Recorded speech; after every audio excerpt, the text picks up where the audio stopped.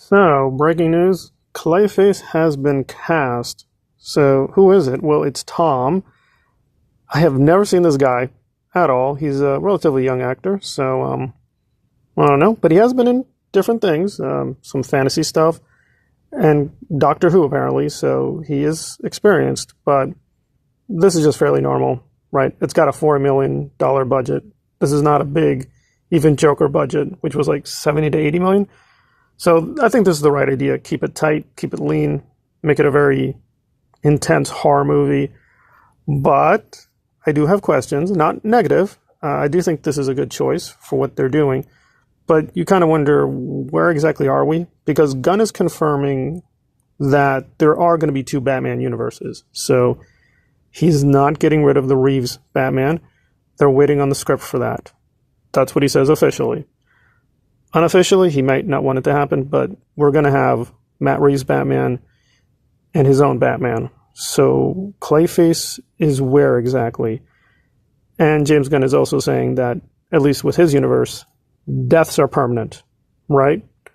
So, and again, I'm not being partisan here, but minor spoilers for BVS, Superman dies, which we all knew was not permanent. He was going to return. So pretty clearly, certain people are probably not going to die in Superman, like Superman. That's pretty obvious. But if he is going to kill someone, it's going to be a permanent death. So, okay, that's interesting, which raises the stakes. So what does this mean for Clayface? I don't know, because they haven't cast Batman officially yet. And again, if you go back to the two-parter that Mike, who is doing the script, says this is based on. Now, he says it's inspired, so it's not going to be a word-for-word, remake of the original two-part Batman animated series, right? Those two episodes. It's not going to just literally be those two episodes, which is fine. However, it was focused on Clayface, so we don't need a Batman cameo, but I don't think it would hurt. And there's also questions now, which version of Clayface are we using? Because the comics version and the Batman animated series, they're different. So if they're going with the animated series, it's going to be Matt Hagen, right? And that's an American actor, which I think this actor can do. That's not the issue. Tom can do that. But with the comics, it's a little more weird and complicated. He also has a kind of weird costume. So, and I usually say 90% of the time, go with the comics, try to stick to the comics as much as possible. But yeah, he has a pretty goofy costume in the comics. So I like the design they use for Batman animated series. I think that's better. It's also a better story. But again, that's animated. Can they really translate to live action? Don't know. This is a small budget, so how well are the visual effects going to look? Is it going to be a shapeshifter, or can he, just change his faces? What are we talking about here? What are the extended powers? Are we going to get more people from the Gotham universe? So a lot of questions. So again, I'm not doubting this could be a good film, so I'm actually very optimistic. The problem is that Superman should be the centerpiece, but so far we just have Superman and Supergirl.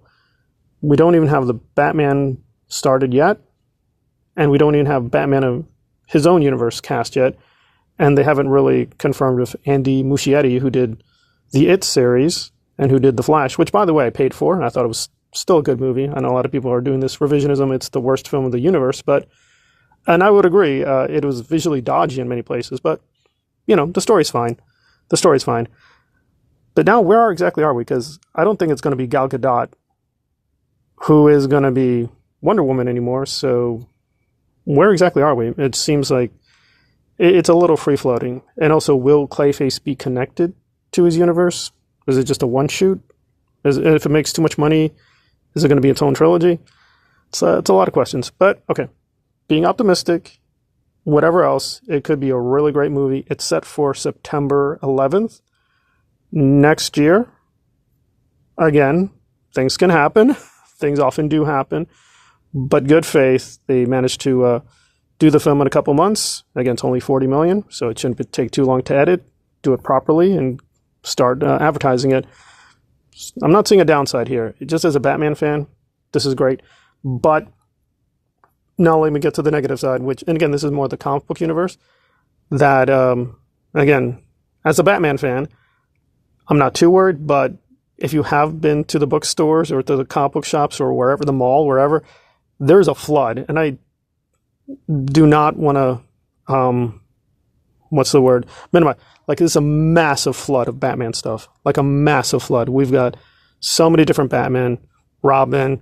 We've got the son of the Batman. We've got these new Bat characters I never heard about.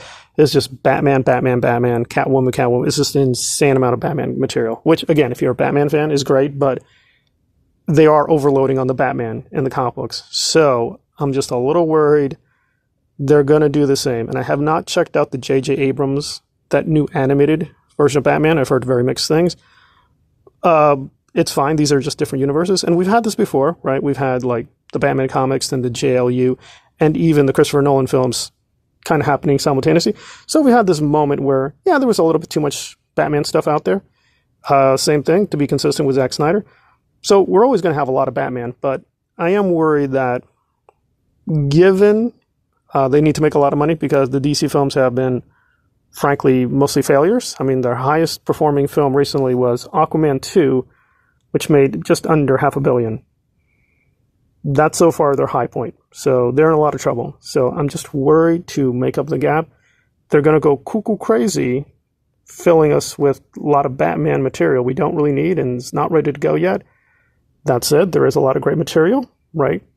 If you had checked out the comic books, even though the New 52 was a little iffy, the Batman stories were consistently good with Snyder. That's a different Snyder, not Zack Snyder. Snyder also provided his own great template. So there is a lot to draw from. But I am worried that if Clayface is a hit, they're going to go crazy and just pump out way too much really bad Batman films and TV shows. But we're not there yet. And so far, the Batman material, I think, for the most part, has been good to excellent. Right? He was pretty good in JLU. He's pretty good in these solo animated films, too. Some really nice animated versions of Batman. The Nolan trilogy was chaotic, but, overall good. So not too worried, but again, for the future, I am worried they could overload on the Batman. They could. But still, if Clayface is going to be a template, I think this is the right decision. Keep the budget small, let the director and writers play around, use different versions of Batman, different versions of Clayface and the villains, the rogue gallery. But again, I am a little worried for the future that we're not starting with the Batman with Reeves. That hasn't started yet, and we don't even...